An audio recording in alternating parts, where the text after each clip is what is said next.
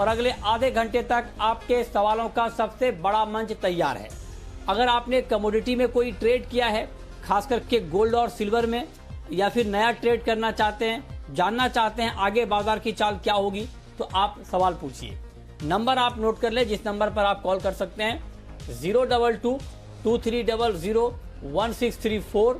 इसके अलावा आप 022-2300-1635 पर भी अपना सवाल पूछ सकते हैं।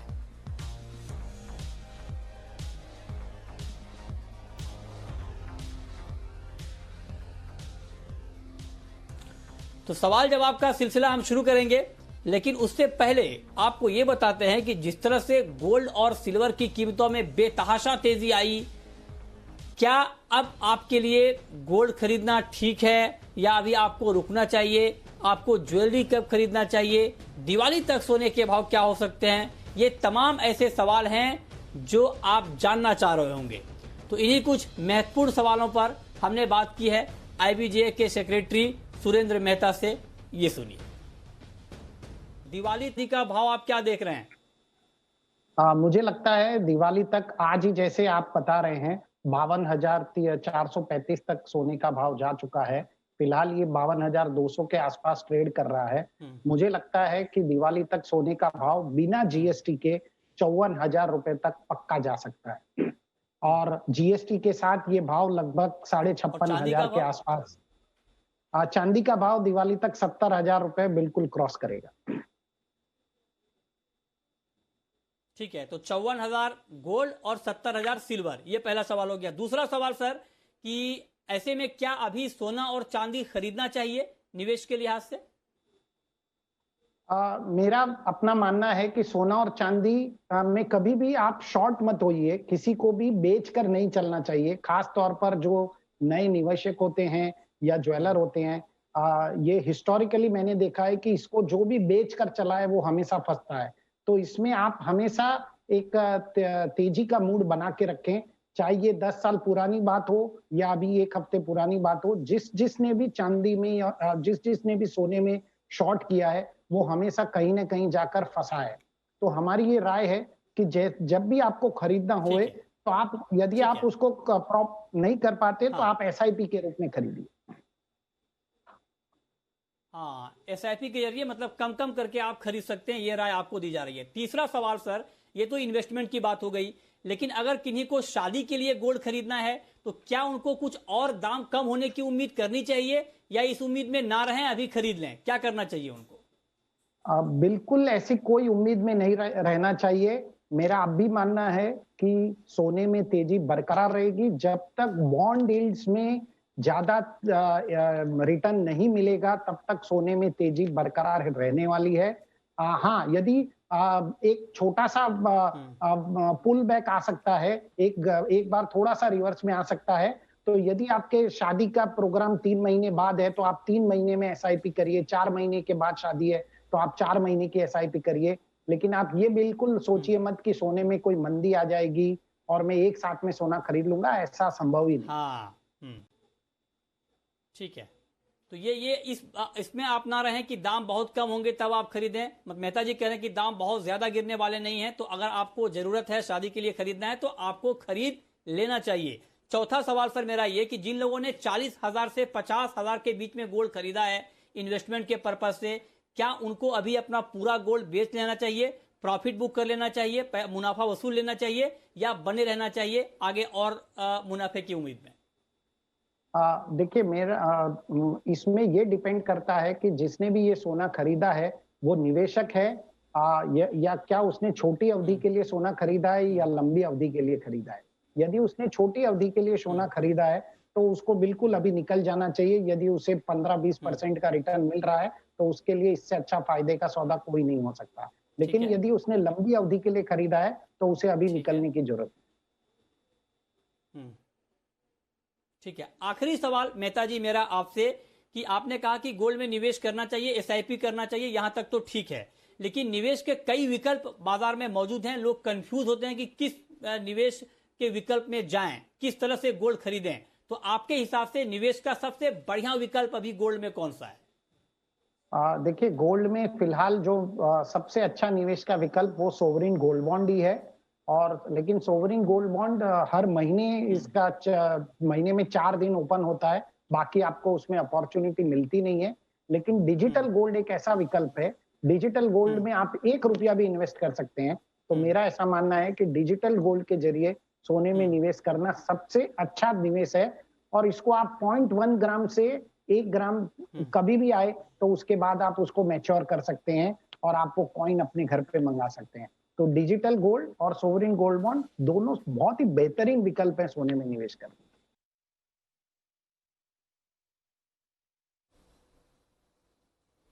तो ये 5 महत्वपूर्ण सवाल जो आप लोग जानना चाहते हैं कि गोल्ड में इस तेजी के बाद अब आपको करना क्या है, तो इन सवालों के जवाब हमने ढूंढने की कोशिश की है। तो ये तो बात हो गई लंबे समय की, लेकिन चूंकि मार्केट रोज चल रहा है तो अब आज के बाजार में आपको क्या करना है, क्योंकि आज रिकॉर्ड ऊंचाई को छूने के बाद गोल्ड और सिल्वर के दाम नीचे आए हैं और एक मुनाफा वसूली मार्केट में बनी है। तो आज के कारोबार में आपको क्या करना है, इस पर हम बात करेंगे। हमारे साथ राजीव कपूर हैं, ट्रस्ट लाइन के कमोडिटी हेड, और साथ ही सुगंधा सचदेव हैं, रेलिगर ब्रोकिंग की। आप दोनों का बहुत स्वागत है। सुगंधा जी, मेरा पहला सवाल आपसे ही होगा, 52,435 की नई ऊंचाई को छूने के बाद इस वक्त गोल्ड का मार्केट 52,000 के नीचे है, तो इस भाव पर क्या करें? 51,900 के भाव पर गोल्ड में क्या करें? गुड इवनिंग मिथुन जी, मैं यहाँ पे करंट लेवल पे बाइंग की एडवाइस नहीं दूंगी। प्राइसेस ऑलरेडी काफी ओवरहीटेड नजर आ रहे हैं। They have already come close two levels of around $2,000 N ounce. मुझे लगता है अभी कुछ कूल ऑफ की वेट करनी चाहिए। बट अगर हम फंडामेंटल्स की तरफ देखें तो अभी भी फंडामेंटल्स काफी पॉजिटिव नजर आ रहे हैं। अभी भी मुझे लगता है तेजी बरकरार रहेगी। लास्ट वीक भी हमने बात करी थी कि गोल्ड के प्राइसेस काफी पॉजिटिव नजर आ रहे हैं, but yes the run has been pretty quick. So कुछ कूल ऑफ होने की वेट करें। मुझे लगता है अगर 51,000 तक के लेवल्स मिलते हैं तो डेफिनेटली बाइंग कर सकते हैं। स्टॉप्स रहेंगे 50,700। हाई साइड में वापस से टारगेट कर सकते हैं 52,200 और लेवल्स। अभी अगर हम देखें तो डॉलर इंडेक्स में जो डिक्लाइन हमें देखने को मिला है, that has been the major reason जिसकी वजह से गोल्ड के प्राइसेस शूट अप कर रहे हैं ऑन द हायर साइड। साथ ही साथ काफी एक्सपेक्टेशंस बनी हुई है मार्केट में that US Fed would come out with another stimulus package. उसी पैकेज को देखते हुए मार्केट में काफी ज्यादा एक रैली देखने को मिली है, बट वो पैकेज अभी भी पॉलिटिकल डेडलॉक में फंसा हुआ है। In case US decides to come up with that fiscal stimulus package, gold के प्राइसेस को एक फर्दर बूस्ट मिल सकता है। तो ये सारे फैक्टर्स अभी गोल्ड के प्राइसेस को सपोर्ट करेंगे और साथ ही साथ मार्केट की नजर रहेगी यूएस फेड की कल की मीटिंग के आउटकम की तरफ, जहां काफी हद तक एक्सपेक्टेशंस बनी हुई हैं कि फेड अपना जो स्टैंड है उसको डविश ही रखेगा considering the economic uncertainty created by the corona virus pandemic. तो ये फैक्टर्स सपोर्ट करेंगे। ओवरऑल अगर हम बात करें तो prices can trade higher towards level of around 55,000। So staggered way में बाइंग करना बेटर रहेगा। और आज अगर हम सिर्फ इंट्राडे पर्सपेक्टिव की बात करते हैं तो 51,000 और लेवल्स पर बाइंग कर सकते हैं। ठीक है, आपका क्या व्यू है राजीव जी आज शाम के कारोबार के लिहाज से 11:30 बजे तक के लिए? गुड इवनिंग मृत्युंजय जी, मुझे लगता है कि बाजार में देखिए वॉलेटिलिटी आज का दिन जो काफी वॉलेटाइल रहा गोल्ड सिल्वर में, और वॉलेटिलिटी आने वाले समय में भी मुझे लगता है कि बहुत ज्यादा रहने वाली है। सोने चांदी दोनों के दामों में ऊपर नीचे के दाम जो हैं, स्विंग्स जो हैं बहुत बड़े बड़े दिखेंगे। लाइक आज गोल्ड ने करीबन आप मानेंगे 1000 पॉइंट नीचे और फिर 800 पॉइंट ऊपर 2 स्विंग दिए। ऐसे ही चांदी ने 5000 पॉइंट नीचे और 2500 पॉइंट का स्विंग दिया। तो सबसे पहले तो मैं दर्शकों को एक एडवाइस करूंगा कि छोटी क्वांटिटी में ट्रेड करें, मींस मिनीज में ट्रेड करें, और स्टॉप लॉस जरूर लगा के रखें क्योंकि बहुत वाइल्ड स्विंग देखने को मिलेंगे। जहां तक व्यू का बात है, अभी भी व्यू बुलिश है बाजार में। आज का जो नीचे का स्तर था उस पर बाजार टिका नहीं, और उसके बाद फिर से अगर आप गोल्ड को देखेंगे तो 52,000 के आसपास इसने ट्रेड करना शुरू कर दिया है। तो अभी जो फिलहाल हमारा व्यू है इंट्राडे के लिए 51,700 के आसपास अगर गोल्ड मिले बाय करें, 51,550 का स्टॉप लॉस रखें और 51,950 का इसमें टारगेट रखें।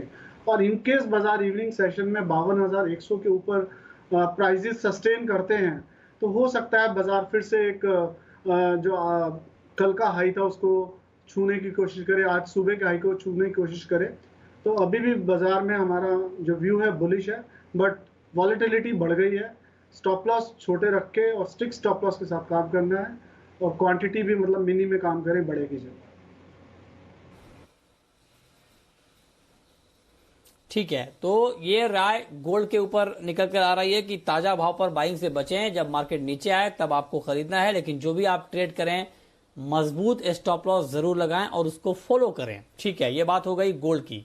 अब बात करते हैं चांदी की। चांदी में भी एक बड़ा उछाल हमने देखा और आज ही के कारोबार में चांदी ने 67,560 रुपए की ऊंचाई को छुआ था, लेकिन वहां से मार्केट देखिए अब गिरकर 63,600 रुपए के आसपास पहुंच चुका है। मतलब ये कि करीब करीब आप कह सकते हैं कि 4,000 रुपए तक की गिरावट ऊपरी स्तर से चांदी में आ गई है, प्रॉफिट बुकिंग आई है। तो सुगंधा जी, चांदी पर क्या कमेंट है आपका? चांदी में क्या किया जाए?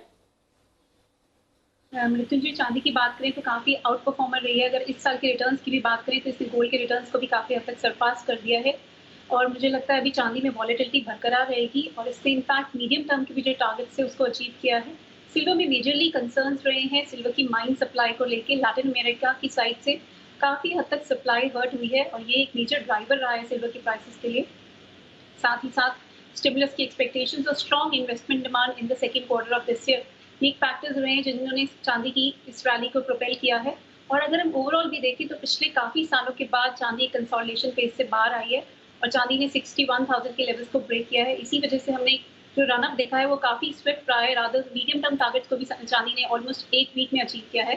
सो सिल्वर की अगर ओवरऑल बात करें तो मुझे लगता है prices can test record highs very soon. In fact they can reach the levels of around 73,000 odd levels very soon. But अभी अगर आज इंट्राडे पर्सपेक्टिव की बात करते हैं तो मुझे लगता है कुछ वेट करनी चाहिए। कुछ करेक्शन देखने को मिली है फ्रॉम द रीसेंट हाइज और एक हफ्ते की रैली के बाद प्राइसेस कुछ हद तक कूल ऑफ हो सकते हैं।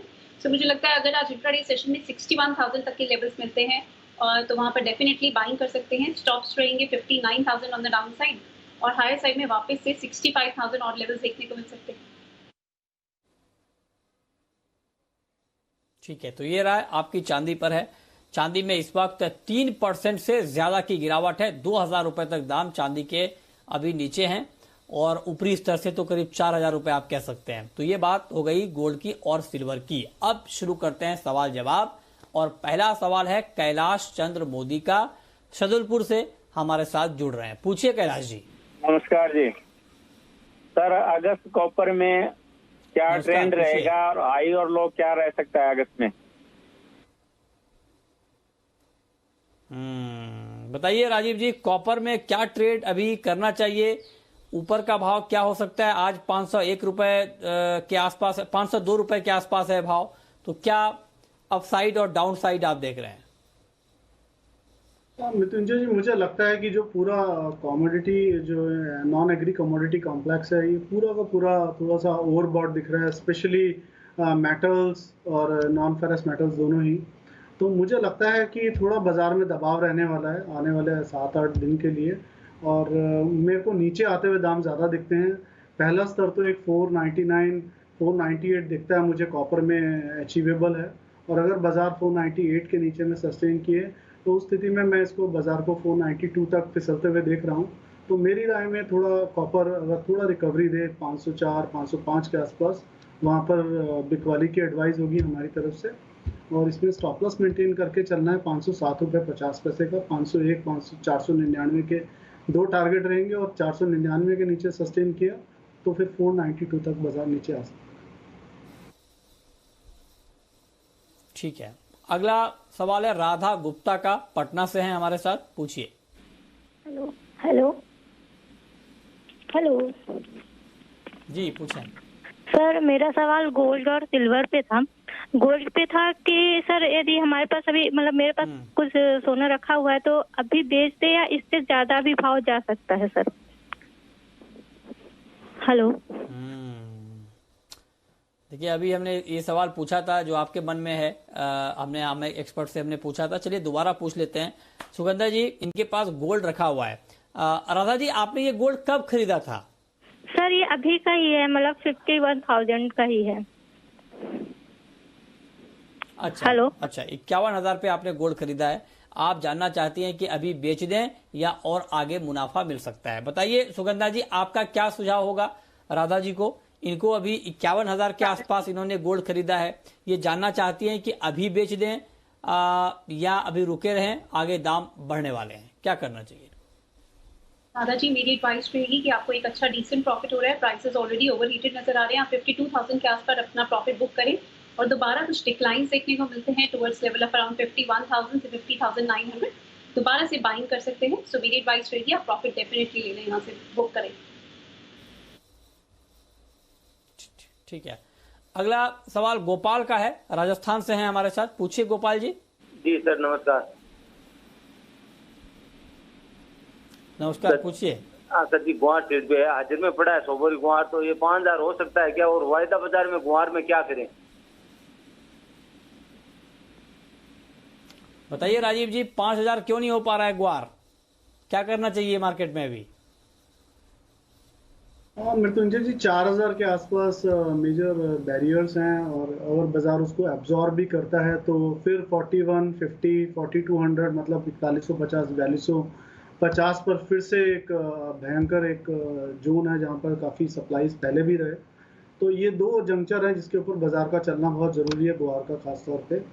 तो अभी फिलहाल ऐसा लगता है कि एक बार 3900 से मुझे लगता है कि बाजार जो है थोड़ा सा नीचे फिसल सकता है, 3840 तक नीचे आ सकता है। तो हमारी रिसर्च की तरफ से एडवाइस है कि 3900 के आसपास बेच के चलें, 3940 का स्टॉप लॉस रखें और 3840 और 3800 के टारगेट रखें। अभी फिलहाल बाइंग से बचें। ठीक है, तो ये राय है आपकी। ग्वार मार्केट में आज 3872 रुपए के भाव पर ग्वार सीड का वायदा बंद हुआ है। मामूली गिरावट के साथ करीब ½ नीचे ये कमोडिटी आज बंद हुई है। ठीक है, आगे बढ़ते हैं।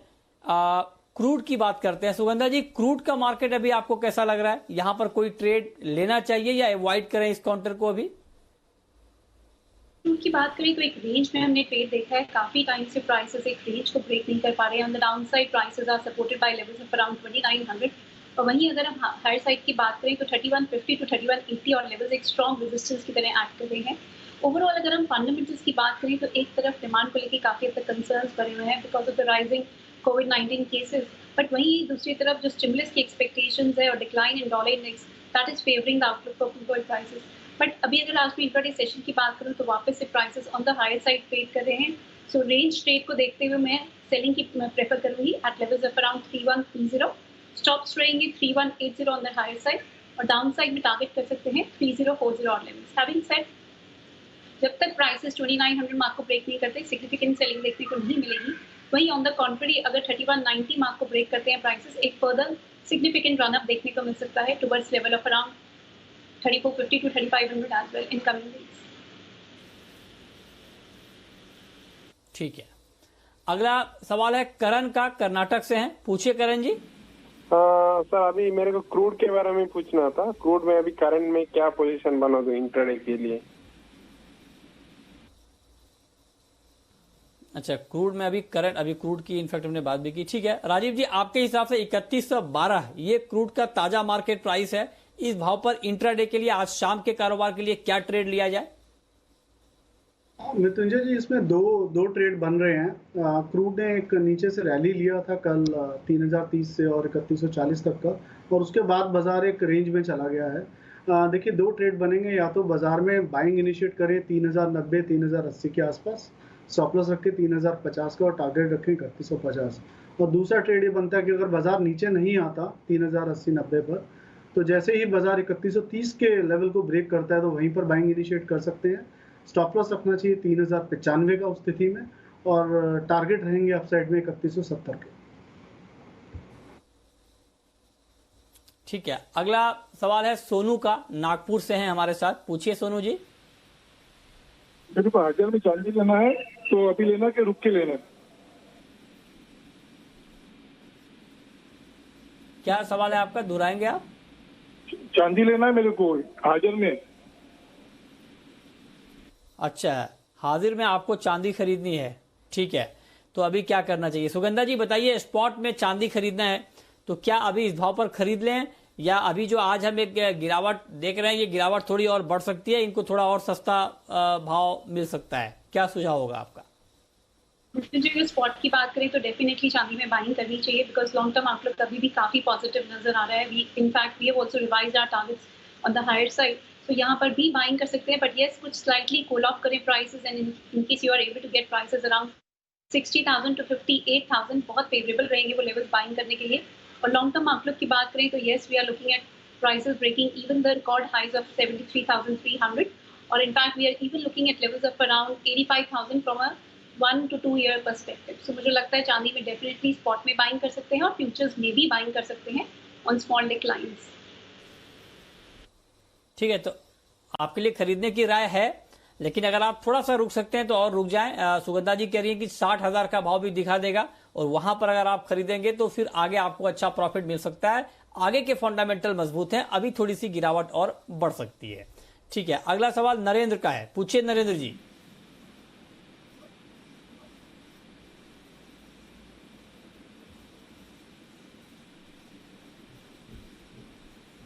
नरेंद्र, आपको आवाज आ रही है? मेरा सवाल सुगंधा जी से है। एनजी पे इंटरडे पे नेक्स्ट का क्या कॉन्टेक्ट रहेगा सर? रैपिड फायर, अच्छा, सवाल दोहराएंगे एक बार। एनजी पे नेक्स्ट एनजी है ना, उसका सुगंधा जी से पूछना है सर। हाँ, पूछिए क्या नेचुरल गैस के बारे में। ओके, बिल्कुल संक्षेप में सुगंधा जी, नेचुरल गैस में क्या करें? नेचुरल गैस में डेफिनेटली बाइंग कर सकते हैं 131.50 के लेवल्स पर एंट्री कर सकते हैं for long positions. Down side में सपोर्ट रहेंगे 128 और हाई साइड में टारगेट कर सकते हैं 137 ऑड लेवल्स। और अगर प्राइसेस 140 मार्क को भी ब्रेक करते हैं, एक सिग्निफिकेंट रैली देखने को मिल सकती है ऑन द हाई साइड। ठीक है, ओके, और अब वक्त है रैपिड फायर राउंड का।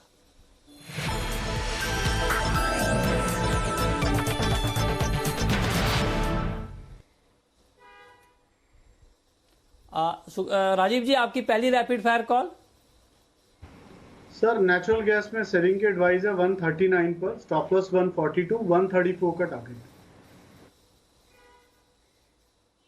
ठीक है, आपकी कॉल सुगंधा जी। मैं लेग में बाइंग की एडवाइस दूंगी at levels of around 147। Stops रहेंगे 145.50, हाई साइड में टारगेट कर सकते हैं 149.50। ठीक है, आपकी आखिरी कॉल राजीव जी। सर, जिंक में बाइंग की एडवाइस होगी 177 पर, स्टॉप लॉस रहेगा सर 176 का और टारगेट रहेगा 178.50। जिंक खरीदने की सलाह। बहुत शुक्रिया राजीव जी आपका और सुगंधा जी आपका हमारे साथ जुड़ने के लिए और बताने के लिए कि कमोडिटी मार्केट में कहां पर ट्रेड करने का मौका बनेगा। तो फिलहाल इस बुलेटिन में इतना ही।